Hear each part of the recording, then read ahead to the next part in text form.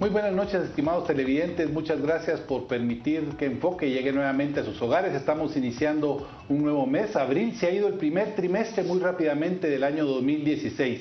Esta noche vamos a hablar sobre la encrucijada de la justicia, ese momento que estamos viviendo en Guatemala, en donde la justicia está ante los ojos de todos y está siendo sometida, sin duda alguna, a muchas presiones y tenemos que hablar de si se va a lograr o no se va a lograr la lucha contra la impunidad. Está con nosotros Mario Fuentes de Starac, él es abogado, pero también constitucionalista y analista, yo diría, de temas políticos, pero también de los temas legales, por supuesto. Y Mario, gracias primero por estar con nosotros esta noche. Hemos visto que se han iniciado una serie de procesos de gran trascendencia, de alto impacto, se dice ahora, de gran trascendencia en el país. Está el juicio contra el general Ríos Montt, están los procesos de la línea y todos los casos que el año pasado destapó CICIG y el Ministerio Público. En fin, el sistema de justicia está a prueba, diría yo, después de un grandísimo periodo en donde sabíamos todos que la impunidad prevalecía, pero eso no quiere decir que ha terminado, simplemente que estamos en medio de una lucha, en medio de una batalla contra esa impunidad. ¿Cómo miras el escenario para este año, de ese escenario para la justicia? Tendremos muy pronto también una nueva Corte de Constitucionalidad. En fin, hay muchísimo de qué hablar sobre este tema. Sin duda, Gonzalo, es un momento de singular trascendencia para la historia jurídica del país, por estos casos de alto impacto que se están, digamos, sustanciando en los tribunales, a instancias del Ministerio Público, de la CICIG, ¿verdad?, que están, digamos, desarrollándose y que pues se están ventilando públicamente, que eso es muy importante, ¿verdad?, porque pues la sociedad en general comienza a darse cuenta de que hay una verdadera batalla contra la impunidad.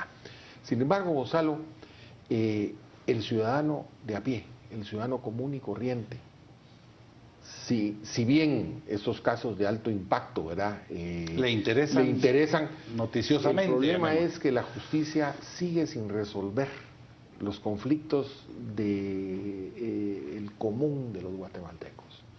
¿Verdad? Hay poco acceso a la justicia, siguen habiendo problemas serios de acceso a la justicia, problemas de congestionamiento en los distintos tribunales y también a nivel del mismo Ministerio Público, y consecuentemente la gente sigue quejándose, ¿verdad? Incluso el mismo comisionado Iván Velázquez señaló, ¿verdad?, que los niveles de impunidad en Guatemala siguen en el orden del 97-99%. Eso significa pues que el grueso de la conflictividad en el país no se está resolviendo a nivel de los canales de justicia oficial. Entonces, hace falta mucho, hay que andar muchísimo el tema del fortalecimiento de las instituciones del sector justicia, y cuando te hablo de las instituciones del sector justicia, no solo es los tribunales de justicia o el Ministerio Público, no, también tenemos el Instituto de la Defensa Pública Penal, el INASIF, el sistema penitenciario, que es un tema de sobresaturación de los reclusos. Incluso hay una complejidad en el tema de administración de las mismas penas. Hay gente que, digamos, que ya cumplió su pena y que por demoras en el sistema de justicia no salen, o gente que incluso está detenida provisionalmente y que por el delito que cometieron ya hubieran purgado su pena y siguen ahí esperando el proceso. Sí. Hay problemas serios todavía en el tema de los procesos que duran mucho tiempo, ¿verdad? Incluso los de alto impacto, ¿verdad? Estamos viendo que hay procesos que pueden prolongarse más allá de lo que se había considerado, preliminarmente. Entonces, hay mucho por hacer, Gonzalo. O sea, no estamos todavía diciendo, bueno, aquí ya la cosa va sobre ruedas, ¿no?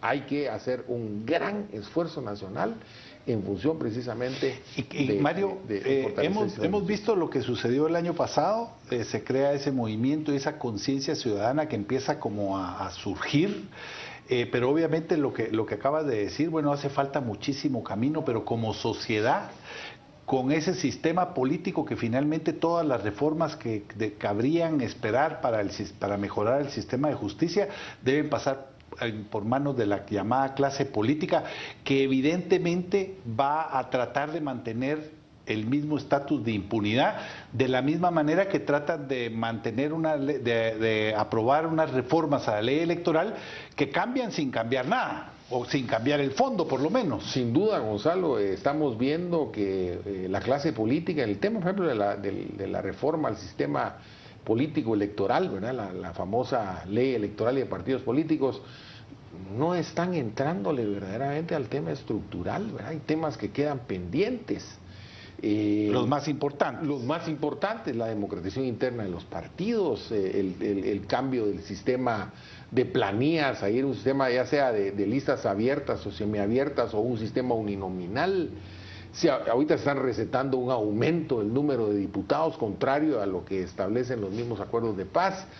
En fin, hay una serie, el financiamiento político, o sea, hay todavía temas fundamentales que no se están abordando en la reforma. Entonces, lo estamos viendo en general, ¿verdad? El sistema de justicia necesita, digamos, cambios fundamentales. Se dijo, bueno, no hagamos una reforma a la ley, una reforma constitucional, pero entrémosle digamos, a toda la estructura legal ordinaria para ver si mejoramos. No ha pasado absolutamente nada en ese sentido tampoco. Hay leyes clave que están pendientes, la ley del servicio civil, la ley de contrataciones. Hubo, digamos, un atisbo ahí de algunos ajustes, pero no son totalmente insuficientes.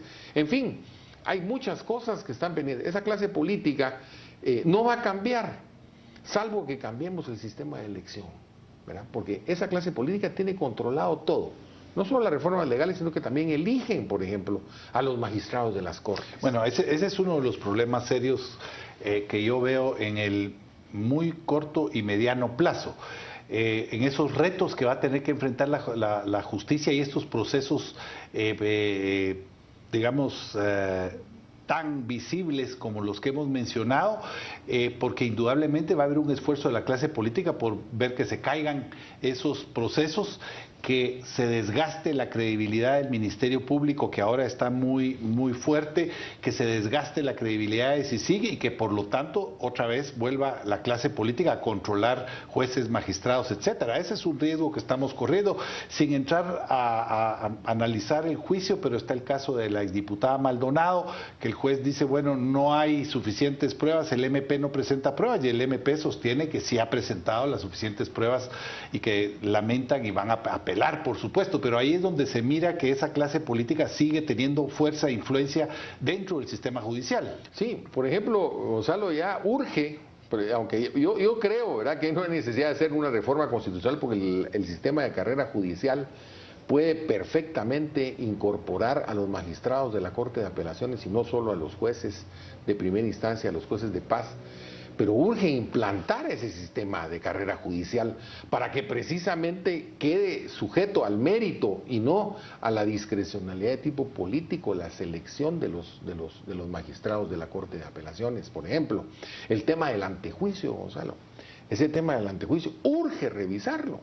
No es posible que el antejuicio siga siendo un escudo de impunidad, ¿verdad? Y que todo el mundo se esté refugiando en el antejuicio. Ahorita tenemos un caso paradigmático en Brasil, por ejemplo, sí, que había una persecución, ¿verdad?, contra el expresidente Lula da Silva, y entonces viene la presidenta y lo acoge como uno de sus ministros para que tenga la inmunidad del antejuicio y evitar que se produzca una persecución penal en su contra. Entonces, no solo en nuestro país está el tema del antejuicio, lo estamos viendo en otras latitudes, pero esos son temas que urge entrarle, urge resolverlos, ¿verdad?, para que verdaderamente tengamos una meritocracia dentro del organismo judicial, dentro del Ministerio Público, dentro de la Defensoría Pública Penal, que haya verdaderamente una meritocracia y que esa meritocracia sea la que finalmente empiece a fortalecer las instituciones. A fortalecer las instituciones. Vamos a ir al primer corte comercial y volvemos con más de este tema, un tema que es más trascendental de lo que todos nos imaginamos, es un tema que nos afecta de manera directa o indirecta a todos los guatemaltecos y no hay que perder de vista, la justicia es uno de los factores fundamentales para que se pueda fortalecer la democracia de cualquier país.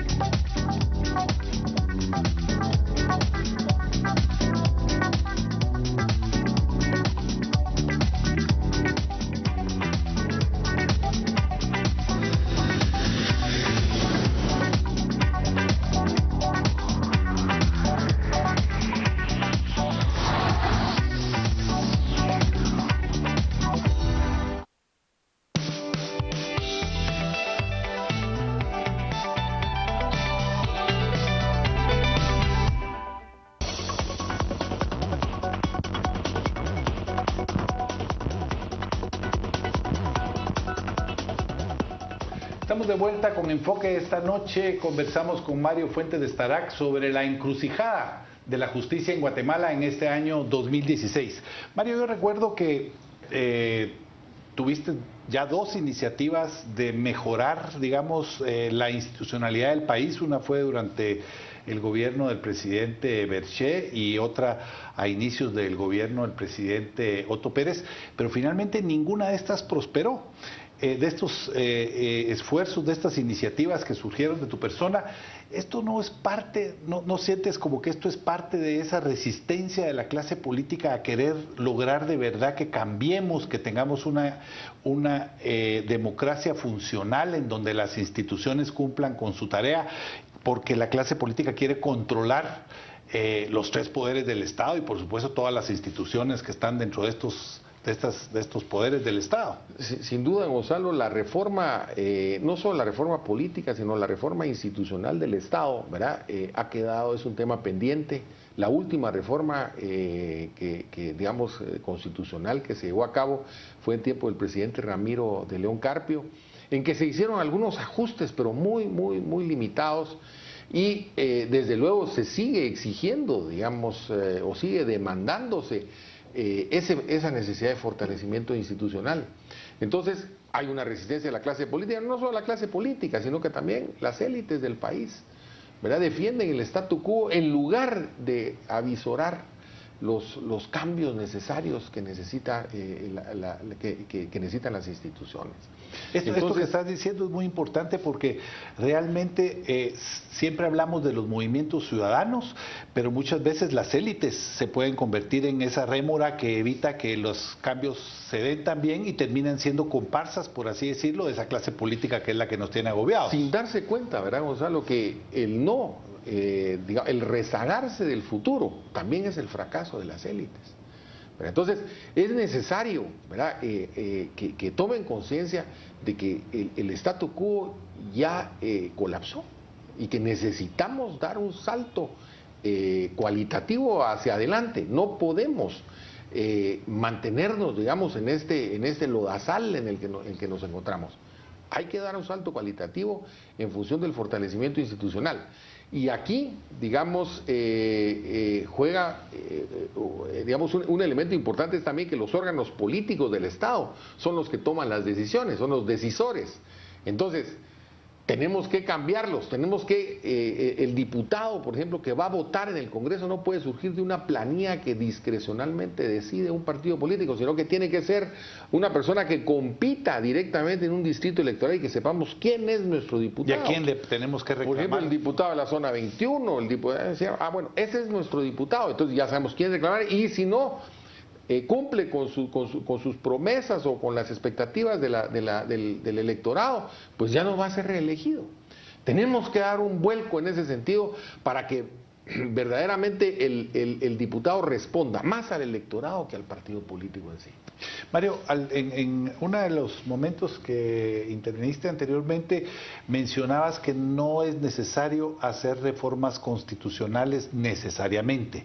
Yo he tenido aquí a destacados constitucionalistas, compañeros tuyos, muchos del CEDECON, y cabalmente hay una conclusión bastante parecida. O sea, dicen, bueno, miren, no necesariamente hay que reformar la Constitución, hay muchos cambios que se pueden lograr a través de la legislación ordinaria y en todo caso limitar cualquier reforma constitucional al tema de justicia precisamente, porque ahí hay algunas situaciones que se dieron precisamente con la reforma de 1993. Sí. Gonzalo, aquí tenemos una tradición que yo creo que es una tradición nefasta, de que creemos que a base de nuevas leyes o de reformas a las leyes vamos a resolver los problemas, ¿verdad? Eso no es así, porque si la ley no se cumple, no se observa, no se aplica en un momento dado, pues simple y sencillamente pasa a ser papel mojado. Y aquí tenemos el problema de que tenemos una gran cantidad de regulaciones que no se aplican. Bueno, tenemos ahorita un ejemplo que es palpable, cualquier ciudadano hoy puede darse cuenta, está la ley del chaleco anaranjado, la ley de los motoristas, que ya nadie la cumple, que ya no hay autoridad ni siquiera que la tenga presente. Ese es un caso muy evidente, pero eso sucede con todas las legislaciones, como bien decías. Fíjate, por ejemplo, quieren reformar la ley de amparo, por ejemplo.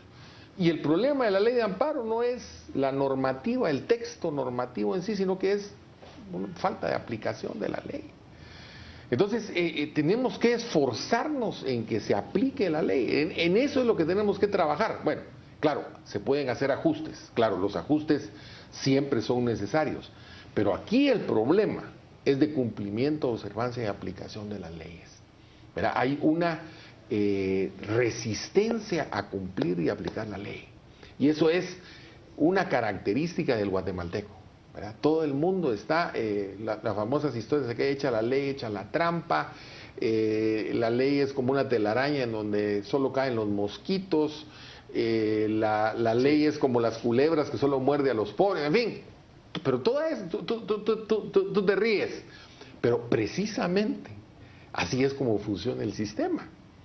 ¿Verdad? Entonces, hay un problema de aplicación, de inaplicación. Es una sabiduría popular. Sabiduría popular. Sí. Entonces, ¿qué es lo que tenemos que hacer?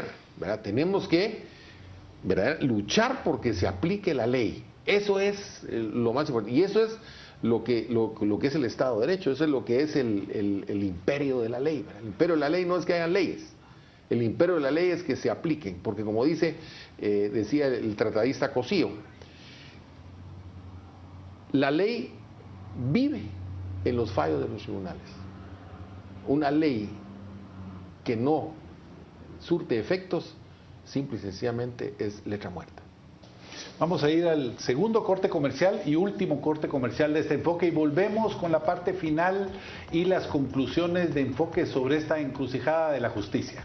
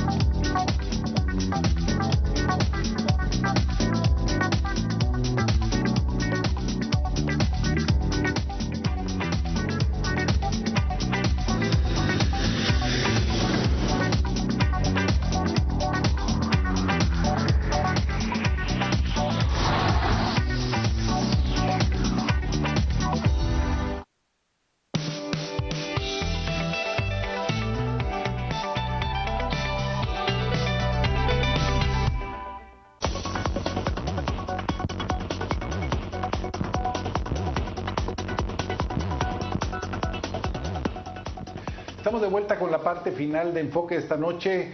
Tratamos el tema, la encrucijada de la justicia, con el abogado y constitucionalista Mario Fuentes de Starac. Mario, nos quedan ya pocos minutos, pero realmente es un tema importante. A mí me gustaría que por medio tuyo nuestra audiencia entendiera por qué es tan importante el que a partir de ahora ese movimiento ciudadano que tanto énfasis puso en la clase política también lo ponga en el tema de las instituciones de justicia sobre esos procesos judiciales.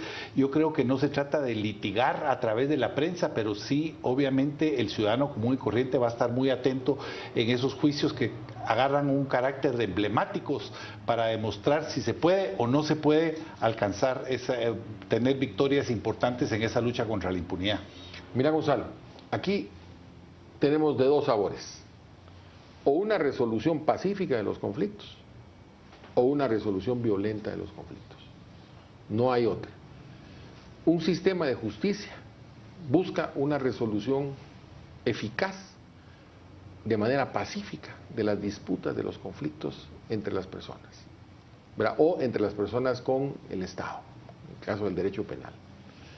Ahora, si no funciona ese sistema, entonces lo que tienes es justicia por propia mano, linchamientos, violencia, de venganzas por todos lados, cadáveres en las calles, etc. Entonces, ¿hacia dónde vamos si mantenemos los niveles de impunidad que tenemos? Vamos hacia una necesaria confrontación violenta. Que termina siendo una confrontación de nuestra sociedad. De todos contra todos, ¿verdad?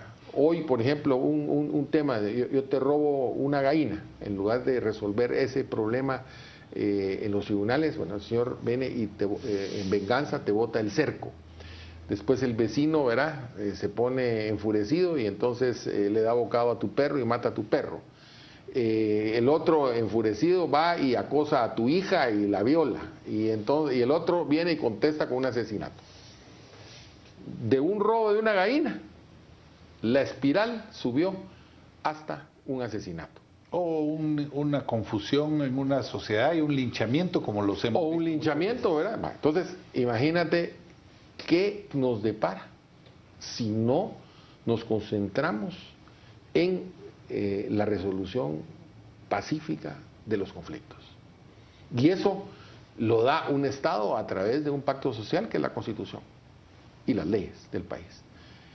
Tenemos que luchar por eso. De lo contrario, todos estamos condenados.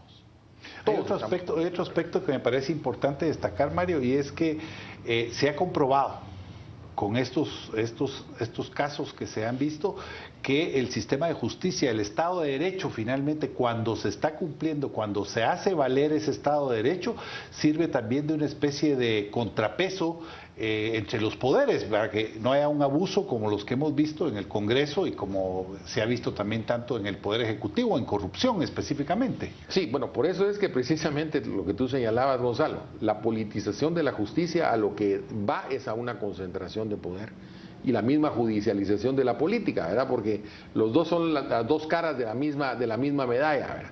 Si yo logro politizar la justicia, entonces después yo me voy a aprovechar para que el juez controle a la política. Entonces, eso es nefasto, ¿verdad? Porque eso es lo que hay, lo que vamos es a una concentración del poder en contra de ese principio de separación de los poderes, ¿verdad? Que es un principio sabio del sistema republicano de gobierno, ¿verdad? Que haya una separación de los poderes, que se delimiten las competencias y las funciones de cada uno de los órganos del Estado. Entonces tenemos un ejecutivo, un legislativo, un judicial, un electoral, una Contraloría General de Cuentas, ¿verdad? Un sistema de carrera de servidor público, en fin, ¿verdad? Son distintas funciones que se desarrollan dentro del Estado.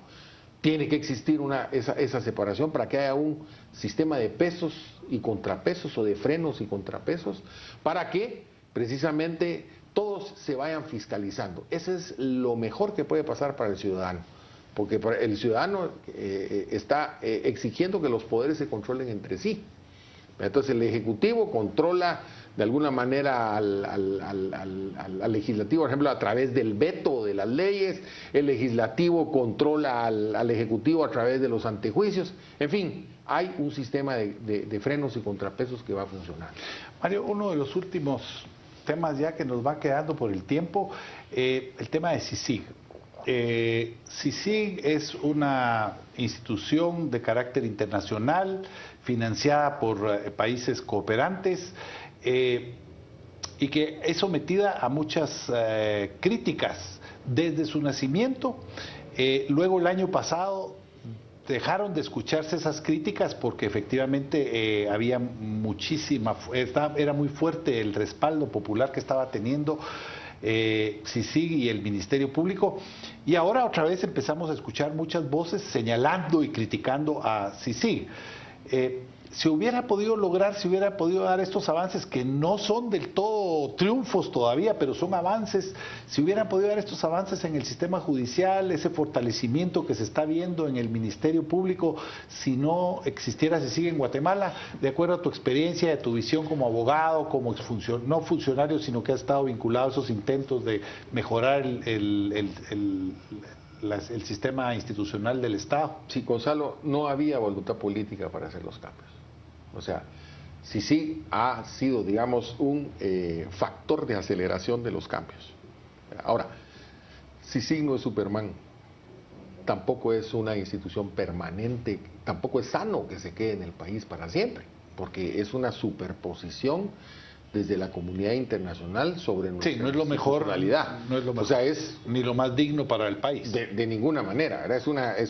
Es una suerte, digamos, de ente extraordinario y eminentemente temporal. ¿Qué va a hacer que CICIG termine su función?